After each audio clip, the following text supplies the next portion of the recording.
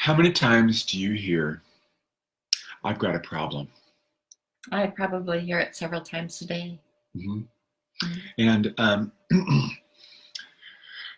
most of the time they're kind of distressing, aren't they? Well, yes, problems to people are distressing. hmm And what do you think is the most common problem that agents have? Well, agents, when they come to me, it's usually a problem with their transaction and they're afraid that it's going to fall apart. Hmm. That's pretty distressing, isn't it? Well, it is. Especially if you only have one. Yes, it is. So funny. Hi, everybody. I'm Brian Martin. And I'm Jennifer Martin. And our podcast is called Real Estate Love. And with Real Estate Love, well, what we want to do is love the agents. The subtitle of our program is Strengthening Your Home.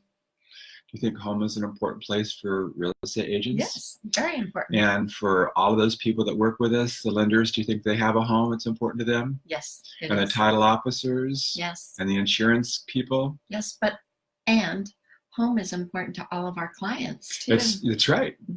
So we have a universal type of a need that we have. We do. And so everybody needs to strengthen their home. Hey, I ran into an agent yesterday, Jennifer. Literally? Well, that could be a problem. And I looked over and she was crying. What about? She had a problem. She had a really difficult decision to make, and it was whether or not to invest in a particular program to build her business or not. And she was crying. Oh my goodness. I know. So what did you do? I said, well, bless your heart. I was supportive, and it was embarrassing. It was an embarrassing moment for her because she didn't want anybody to catch her crying. So I was sensitive to that. Well, poor little thing. Mm-hmm.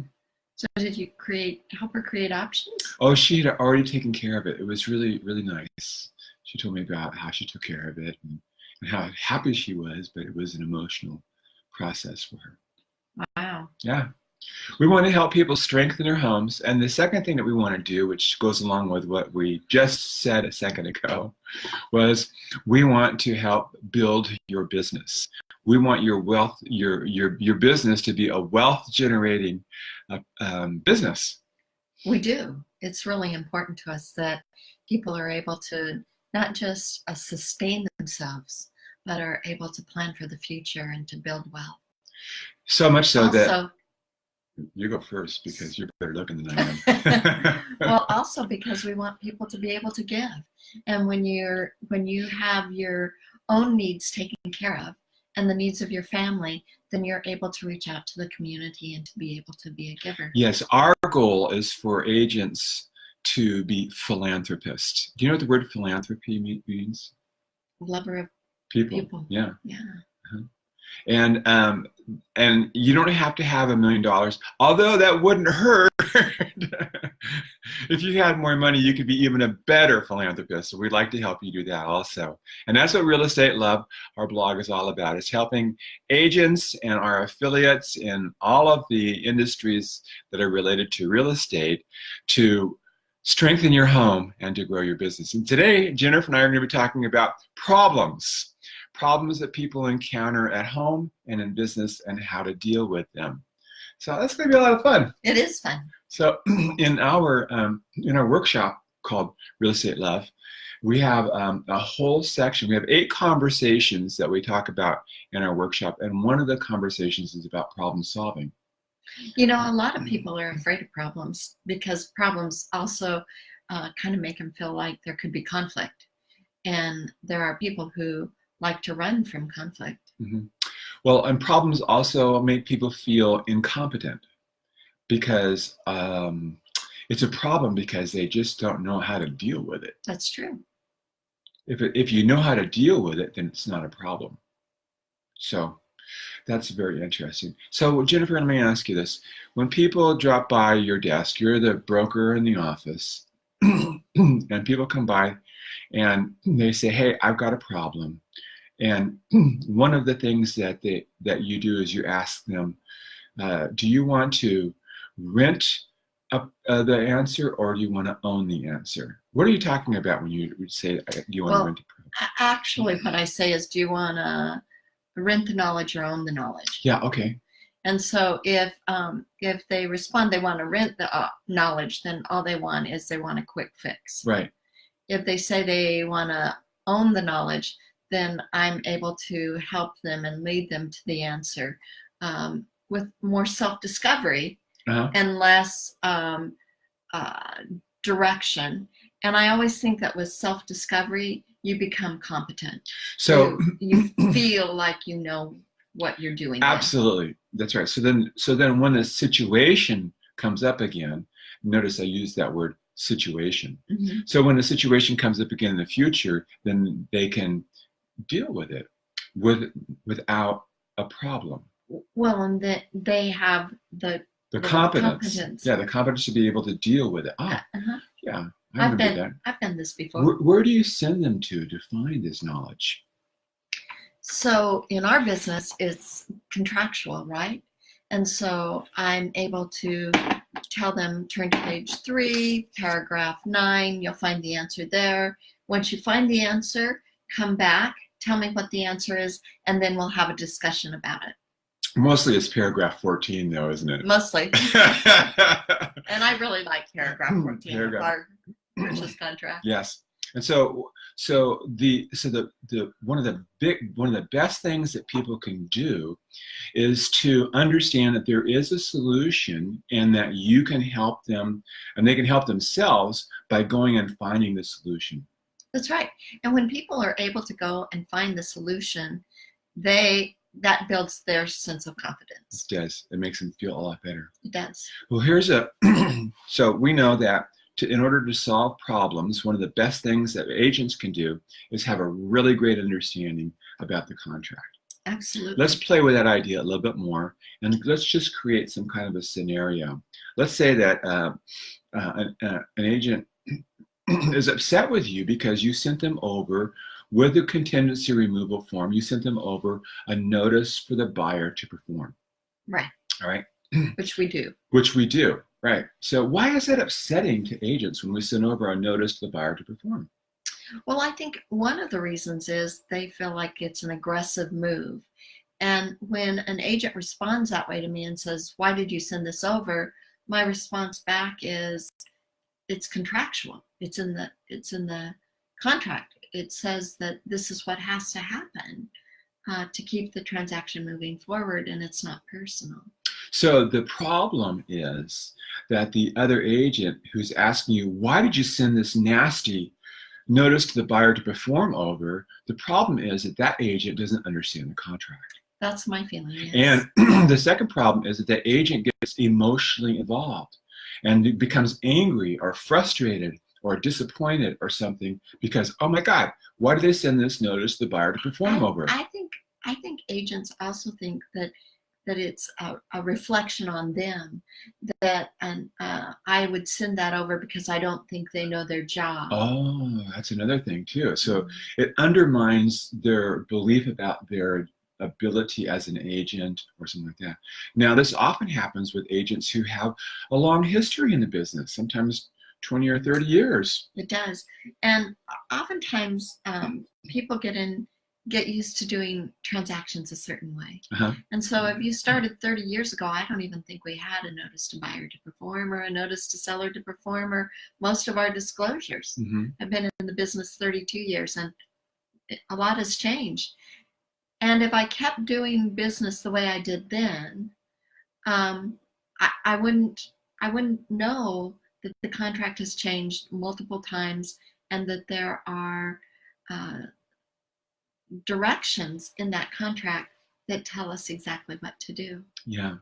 So there's a lot of things that people struggle with, and most of the problems with problems is emotions and a lack of knowledge. Well, and I also think it has to do with people's finances. So as a fiduciary, we're supposed to be thinking more about our clients' well-being than about our own. But if you're only doing 3 or 4 transactions a year, even 6 transactions a year, that transaction is really important to you personally, because maybe it's how you're going to make your house payment. Right. And so if you start to feel like it's threatened in any way, an agent can feel very emotional about that. And so it becomes personal when it's not supposed to. And it's never supposed to be personal. No, and that's one of the reasons why we really encourage agents. If you're going to be an agent in real estate in Fresno, you've got to plan on doing a minimum of 12 transactions a year, and that's the very minimum. Yeah, you really need to do at least 24, because that's going to help you move out of poverty and give you the ability to be a philanthropist, among other things. It really is. Yeah. All right. So listen, don't leave us yet, because we're going to be switching from talking about dealing with problems in our contracts and our clients, and we're going to be switching over to dealing with problems at home and conflicts at home. Have we ever had those? Not you and me, sweetheart. All right. Okay. So the best way for us to deal with problems and conflicts with our business is to make sure that we understand what the rules are, and we use the guide, which is the contract, to solve all of our problems. Well, it takes the chaos out. It takes the chaos out of it. So if we just make sure that we're minding our days and we're removing our contingencies and we're following the guidance of the contract, then most of the problems that we have can be resolved. And there's a few problems that come up from time to time that really need the assistance of the broker. And that's where you can step in, or our compliance broker can step in and really help with this. Absolutely. Situation. And we want to help the agent. We have an agent-centered office. First of all, we want 80% of our agents to be in production. We want 100% of them to be in production, but in a typical office in the United States, the production level is closer to 25, 30, 35% in production. 35 is high. Every month. And in our office, we have recently 50 1 month and 49 the month before agents in production, and that's with 180 agents. So it might be easier to get 50 agents in production if you have 10 people in your office. But with 180 agents, 190 agents in your office, then that's going to be a trick. Well, when we were just a boutique office and had 10 agents, we had all of our agents in production every month. Right, 100%. Yep. Yeah. So that's not the way it is when you have 180 agents and they have all kinds of different backgrounds.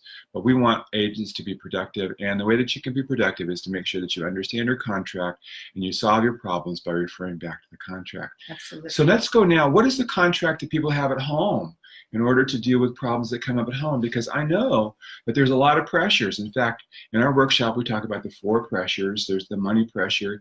There's a pressure from your extended family and your friends. There's a pressure that you're dealing with your health. And then there's cultural pressure also.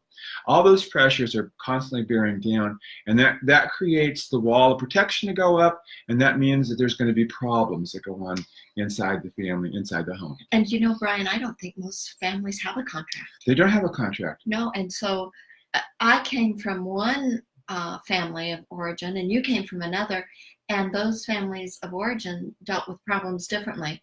And now we come together, and I'm thinking this is the way you deal with problems, and you're thinking this is the way you deal with problems, and there's been no communication on how do we deal with problems. No, and conflict. It's sad. You know, when you learn how to drive, they give you a license, and you have to take a test. That's right.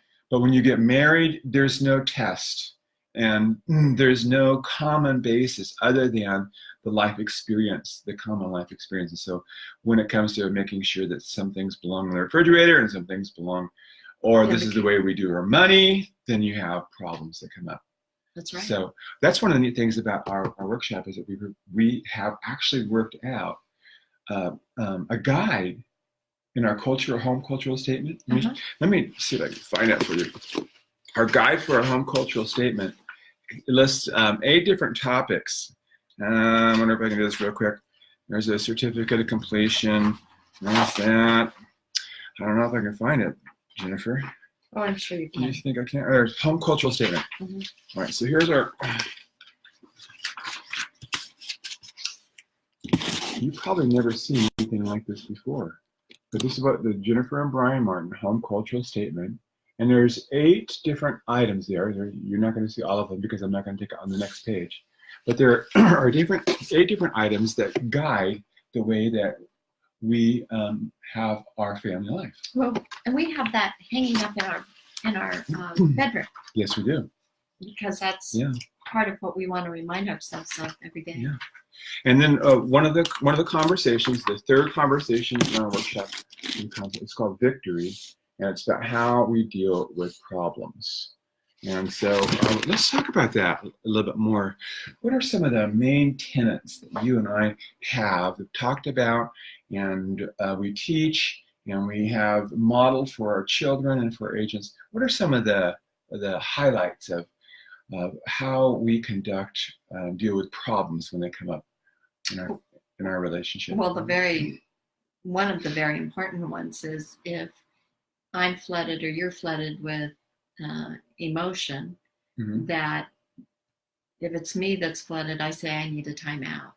All right, so that's a really important one that everybody needs to realize. And that is, if you are having an emotional reaction to a situation, then what has happened is that there's a chemical that's been released in your body, and it's called adrenaline. And what adrenaline does is it prepares you to fight or to flee or to freeze, and it floods your entire body, and it interferes with your thinking process. Totally interferes. Yeah. And I think the other thing that happens is when you say to me, I'm flooded, I need a timeout, Mm-hmm. that you've also learned to say, and we can talk about it in 2 hours, or we can talk about it in 20 minutes, or let's make an appointment to talk about this tomorrow. Because without that, I think my old brain thinks that you're just trying to avoid it. Right. So what your old brain. So that's an important thing for us to realize, is that what's going on is brain chemistry. Yeah. And brain chemistry it's automatic, and it's related to our primitive way of being when we were fighting beasts and running away from saber-toothed tigers when we Do you remember when we did that? Yes, I do. That was before we went to school with Adam and Eve. That's right. So that's always going to be a factor. And so let's just share with you how we deal with that. When we get flooded with emotions, then we take a time out, and we give ourselves plenty of time for that adrenaline to work through our body. And how do you remember how you can tell when the adrenaline's work through your body? Would you remind me? Yes, I'm going to tell you right now. Okay. When your pulse rate gets back down to about 70, then you know that your body has filtered out the adrenaline. But until it gets down to about 70 again, it's if it's 80 or if it's 90 or if it's 100 or if it's 120, then you're just flooded with adrenaline, and you cannot. It's like being drunk. You cannot think and act appropriately. And so we want to eliminate all the emotion in all of our problem solving. And so sometimes when we get flooded, as you said, when it does get emotional, then we'll give ourselves a time out. Can you think of any other problem solving technique and tool that we use? Well, I don't know if you use this as much as I use this, Mhm. but when we went to John Gottman's seminar, and he said that, I don't know, it was something like 78% of all conflicts go unresolved. Mhm. That made a huge change in my mind. And so there are times where we may be having a disagreement or a conflict. Mhm. And I realized, you know what? This is one of those that it really doesn't matter. Right. And so I use that often and think, in 10 years, we won't even remember this moment. And so if it's one of those moments, then usually I can let it go Mhm. and not feel the need to continue to press forward to fight. That's right, and I think it's much closer to 90 or 95%. And you can you'll relate to this, because how many times have you had an argument at home and then the next day you can't even remember what you were arguing about, Or what started the argument. or what started the argument. There were things that came up in the argument that were hurtful, Uh-huh. things that were said, but it really had nothing to do with where the argument even started. Had nothing to do with it. It was some kind of a thing that wasn't even that significant. Well, and I think the other thing that maybe women do better than men, maybe not, but is we hold on to arguments. Mm-hmm. And I remember early in our relationship that we'd have words in the morning and you'd go off to work, and all day long I would ruminate on that, and so by the time you came home, I was really charged up, and you couldn't even remember what had happened that morning. Mm-hmm.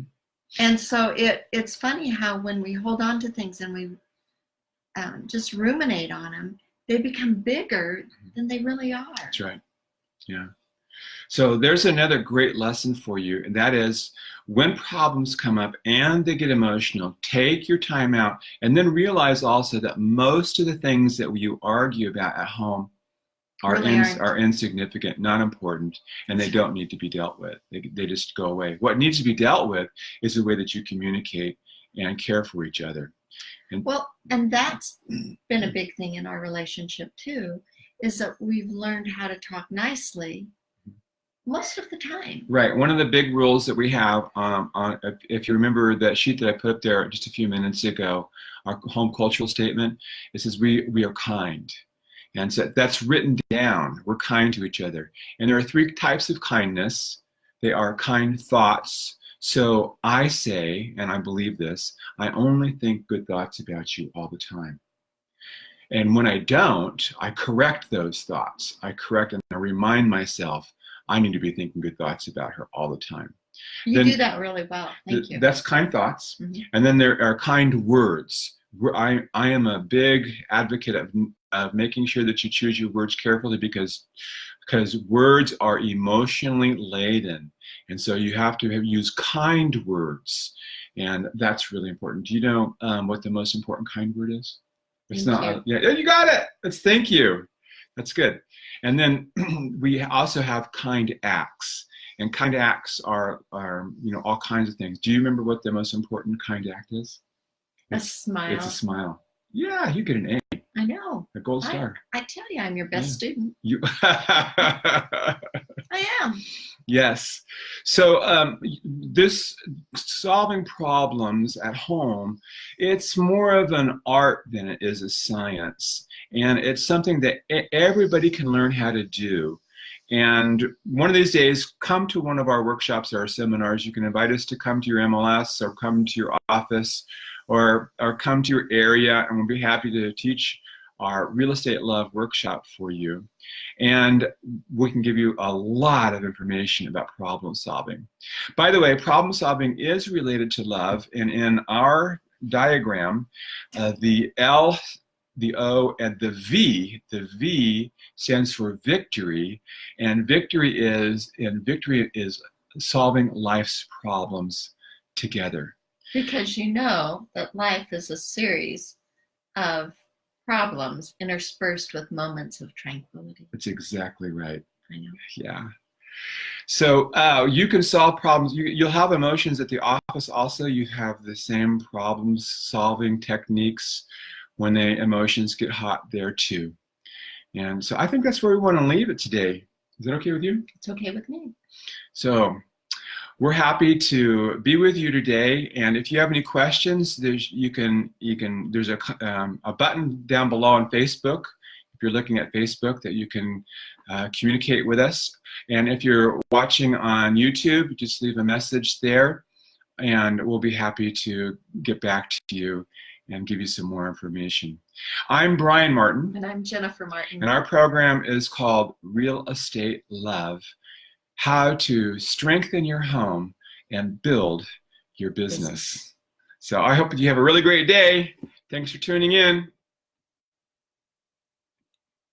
I got to push the right button there. It's always nice to push the right button, don't you think? It is.